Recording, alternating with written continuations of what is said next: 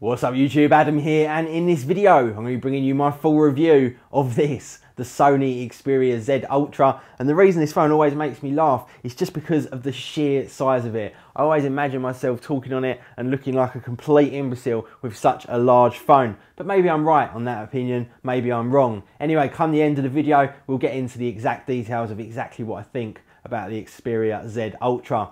Just before we start, to let you know that this video is brought to you by buymobiles.net for all of your smartphone and contract needs. Now let's get into the full review, and let's start off by just taking a look at the actual design itself. And before we get into the actual looks and the aesthetics, let's look at the design in terms of the overall size of the Xperia Z Ultra, because that's obviously the first thing that jumps out to anyone who looks at it. Now the actual dimensions themselves, this is about 180 millimeters tall, that's about 7 inches, and that houses a huge 6.4 inch screen.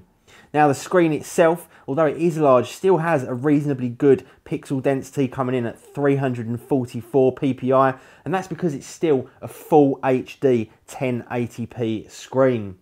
Now in terms of the actual build quality and design of the phone itself, it really does fall in line with a lot of the Sony Xperia devices. Very, very good build quality, feels very, very premium, and the Xperia Z, much like the Z1 and the Z, has a full glass front and also a full glass back.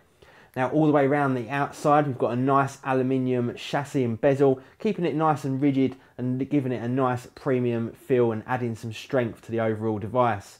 On the right hand side we've got the waterproof flap for the micro SD card, along with that typical Sony power button, very, very nicely made, and I always like the big power buttons on the side of the Xperia devices.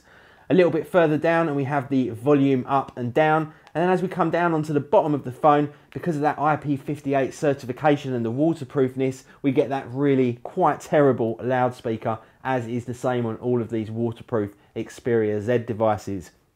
And then on the top we've just got another microphone.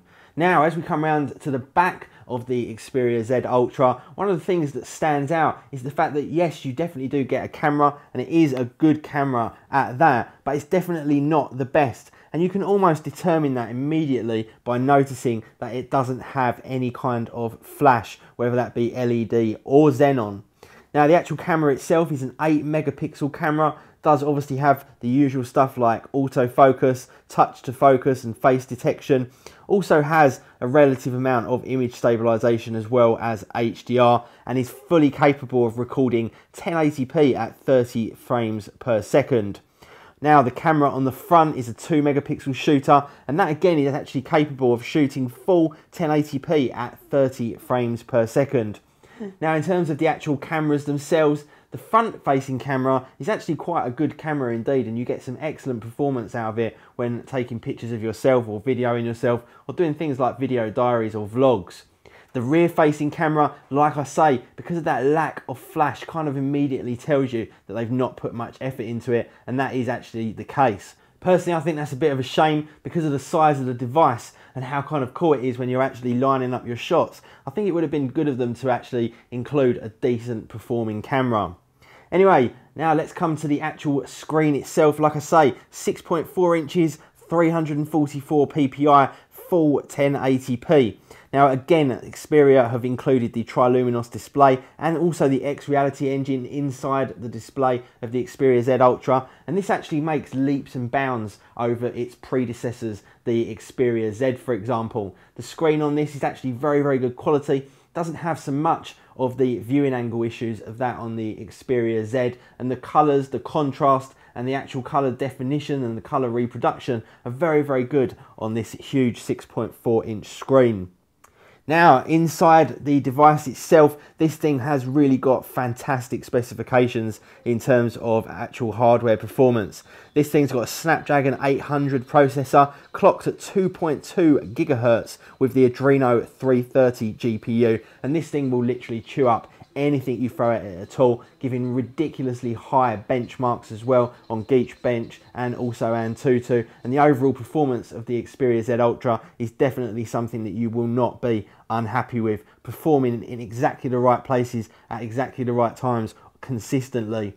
Now, something else that helps with that performance is the actual skin that Sony have put over and above the Android 4.2 Jelly Bean operating system, and it really is quite a nice skin indeed. They've added a few little features, but not gone too far and made it too bulky, and that keeps it nice and snappy and also nice and clean when you're just flicking around and navigating the operating system.